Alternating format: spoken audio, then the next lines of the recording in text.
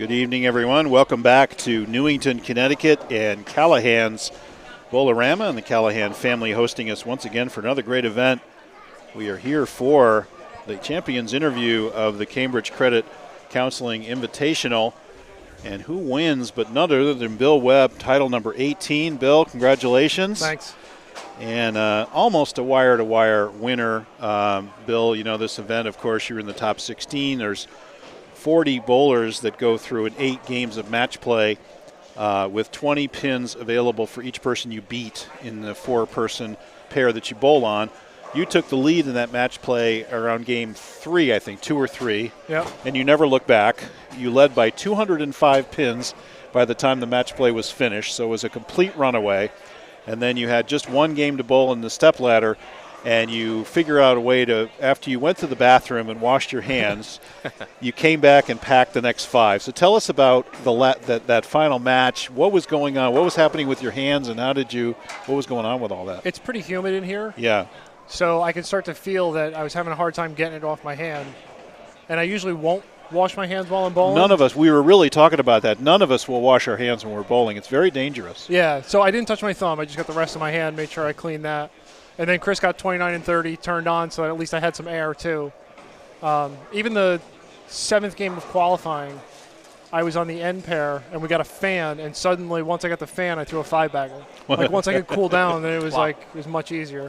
Well, it seemed like, after you got your hands the way they needed to be, you went back to the look that really gave you, I thought, this title, which is you were able to create back up into the pocket that nobody could create. And we were looking at the pattern, and between where the pattern stopped on the forward and where it started on the back, even though it's 45 feet, there wasn't very much on the back of the pattern. So there wasn't a lot of hold for most people. And you were able to create hold. How did you do that? It's just I like throwing it over my left toe. Yeah. And that's all I do is just throw it over my left toe. I made sure I didn't really get it there because I knew, like you said, it would eventually hook. So a lot of times I was trying to get a little further left than I would normally be and just be soft with it and then just be able to push it through the front. Yeah.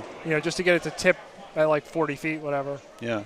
Because you had a couple on this right lane. I think the first one coming off when your hands were now better, we said, oh, that's left, and it just laid off and packed. Yeah. Right? The one on the left lane, really. The double, the second one, it was like, oh, that's bad. And it just once it pushed through the front, it's like, okay, it might be all right. Yeah.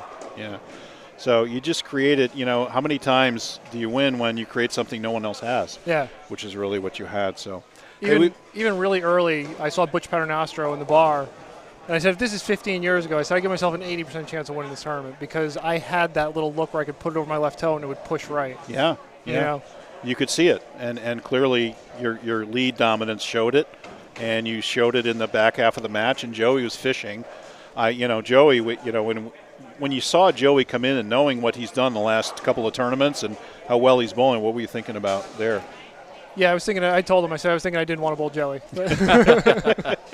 Especially when he just bowled 240, Yeah. Well, he was fishing, obviously, 4-pin, high, light, things like that. I was just saying, it's very unusual to see Joey struggle in a match like that. Yeah. Yeah, and I think they changed just a little bit, and that's where he just had to kind of, wiggle himself into that right spot. Yeah. But luckily, once he left that 110 pin there, it was kind of, that was it. I mean, he needed to punch to make you mark, I think, towards the end. And we were going to predict you packing the one in the ninth. That was that anyway. Once you got that hold back, because you didn't really have it in the first part of the match because you were so tentative with your hand. Yeah, and I was missing right. Yeah. And the one thing about where I was playing, because I was further, I think, right than a lot of people, was I could miss right early, and sometimes it would pick up, in the front of the lane, and it wouldn't go crazy crazy to the right. Yeah. So that's the thing that I had is if I was soft enough, sometimes I could miss a little right, and it would just kind of get there. But I was talking to someone in qualifying, and I said, to me, if you throw it right, there's a 75% chance that it will hook. But there's also a 15% chance it's going to overhook if you miss there. That's true. But on the hold, if you played the hold, it's just going to fall back. So I tried to stay out of trouble. And if you look at the games, I didn't bowl a lot of big games. I just bowled 210, 220 a lot. And I'd leave a 10-pin here or there that I thought was pretty good, and the ball would just back up the whole way and just fill frames. And well, the way that you created that hold, I would say not a lot of people had that hold, and they were surprised. like I bowled this morning, and I couldn't, looking at the pattern and thinking it's 45 feet with 4-1, you're thinking you're going to just throw it up against the hole and get it to lay up. Nobody had that this morning, and you were able to. That was 4-1. You generated it on 2-1. So it was I think the thing is, there was a very small window where you could create that. If you got further left than that, I think then when you pushed it a little right, now you're still in the oil. Wouldn't recover. It's not going to recover. So it just let me be right in that middle spot. I mean, I moved a total of I think 3 all day. So that was part of it. Was when they started to hook, I just threw it a little harder, and it actually made it easier because I knew it would recover, so I could just throw it harder. The other guy that reminds me of how to play this is Mark Bouchard, and he crushed it this morning. Yep. Yeah, shot he 220 really well. Over. Yeah, and he bowled well, I think, at the beginning of the match play, and he was almost in the number. He almost snuck into the step ladder.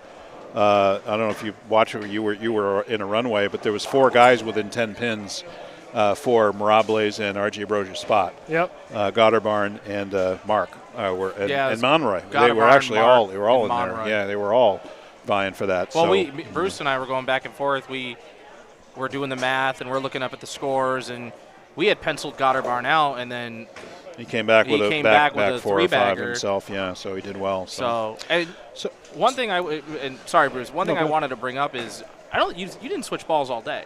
No, it was the X3, right? The RSTX3, and we watched Mirable throw 4 different balls in his second match. Yeah, and he bowled a good game. He bowled 212. But what was it about that ball? Because I watched guys throw 3-4 different balls all day. You stayed in the same ball for 9 games. I think it's what I said to Bruce was just that I think I was in the right part of the lane. That if I missed a little right, it would catch that little bit of friction. And I wasn't. So to me, if you got further left, if you missed right, you were still in the oil, and now it couldn't make it back. Yeah. So I think that ball just gave me that little bit of, I know I've got some hold if I throw it pretty firm, and if I miss a little bit right by accident, they usually didn't get me in trouble. Now, do you think about throwing it over your left toe, and like you're really just trying to get it straight? Is that your thought at release? Yeah. It's basically just keeping it that way. Yeah. I do a lot with my swing with like opening it and closing it. Yeah. So when I can close it, to me that's. I say all the time I don't have an A game. That's the closest thing I have to an A game is to throw it over my left toe and then just let it push back. Yeah. Well, create something nobody else has. That's great. We were talking about Steve Craigling earlier. And I know you told me he was a big influence on your career. Yeah. He taught you about leverage and things like that. What are your memories? Yeah, exactly. So I had 2 really good coaches in my life. One was my father, and my father got me to a certain point. He passed away before I was 14 years old. Wow. And then when I went to college, Steve was the next, the big influence. And he explained a lot of the basic mechanics and trying not to use muscle. And the more leverage you have, basically the easier it is for the ball to change direction.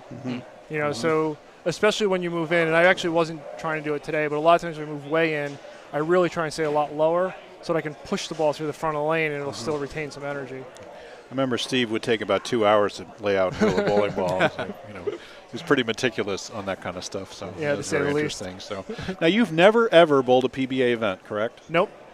Now, my claim to fame. Is that just by design? I mean, you just never had any desire, even when a regional comes around this area, and never have any desire. Never to do had any desire to do it. That's very interesting. The regionals, years ago, the NEBAs were a lot better than the regionals. Yeah. Even the bowlers, for the most part, other than obviously the top couple, the bowlers were probably harder in NEBA.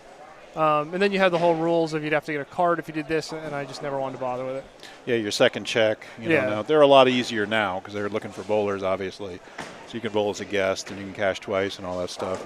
But that's fascinating. I honestly don't think I knew that until today. But you have a great record at the Open Championships.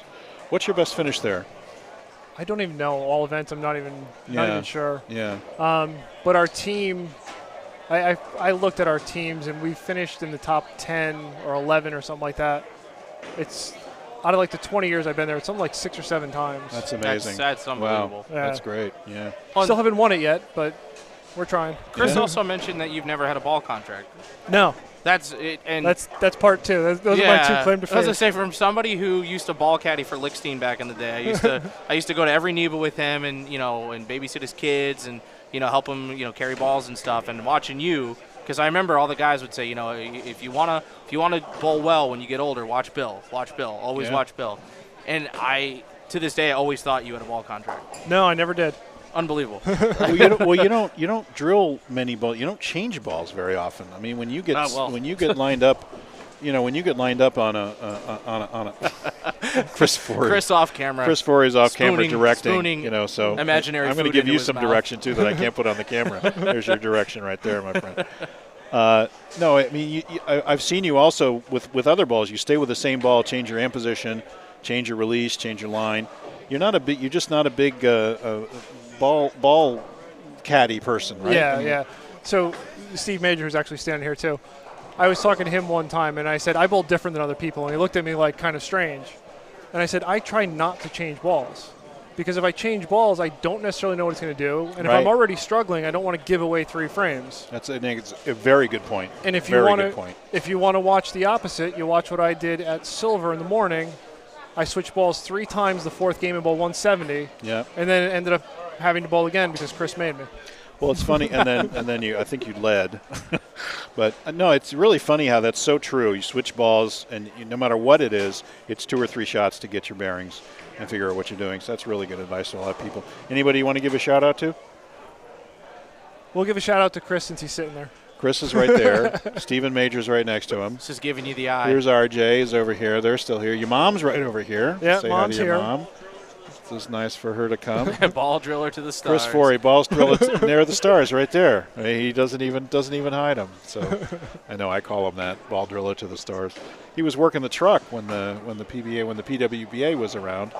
There, they invite him onto the truck to drill stuff. So he's quite plugged into that. And of course, one of his cachet Packy Hanrahan wins last week. So, yeah, good for him. So anybody else?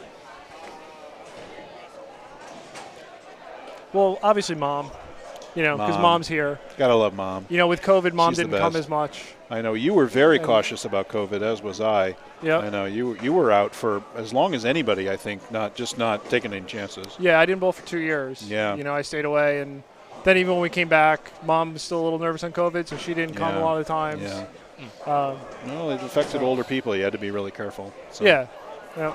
And she never had it, so that makes you. But she never had it. Yeah, so she's even more nervous about it because she never, had it. So. Yeah. I got it twice, so. Yeah, I have it. And I'm twice now too. So, I don't. I wouldn't wish that upon anybody. No, so. That was good. Anyway, congratulations, Bill.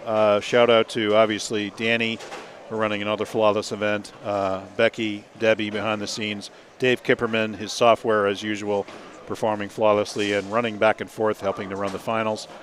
Thanks to Chris for helping us on the mic, Stephen on the board, everybody at NEBA. Great party last night at the Hall of Fame and Awards dinner. Yep. I definitely called out, and I'll say it again, you and Alex really passed up professional careers in bowling, in my opinion.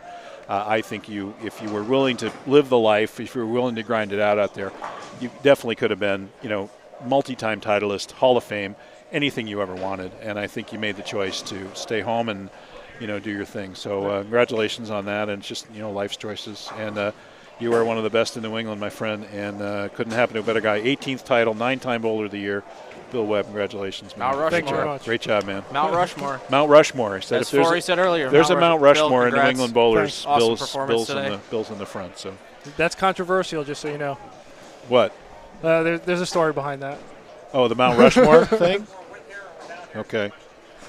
Well, he's the one who wanted to get home, so I think we'll pass on the Mount Rushmore I think story. he wants to eat. Yeah. For your 19th title, we'll talk about the Mount Rushmore story. How's that? So, thank you, Kyle, very much. Thank you, Bruce, Anybody for else? having me And again. guys, and we'll see you all in Nutmeg coming up April 22nd and 23rd. That's right. What's that? 3 weeks. 2 weeks. 3 weeks. I can't do 3 math. weeks. 3 weeks. It's April 2nd, buddy. Okay. 3 weeks in Nutmeg. We'll see you then. Take care, everybody. You won't see me in Nutmeg. You know?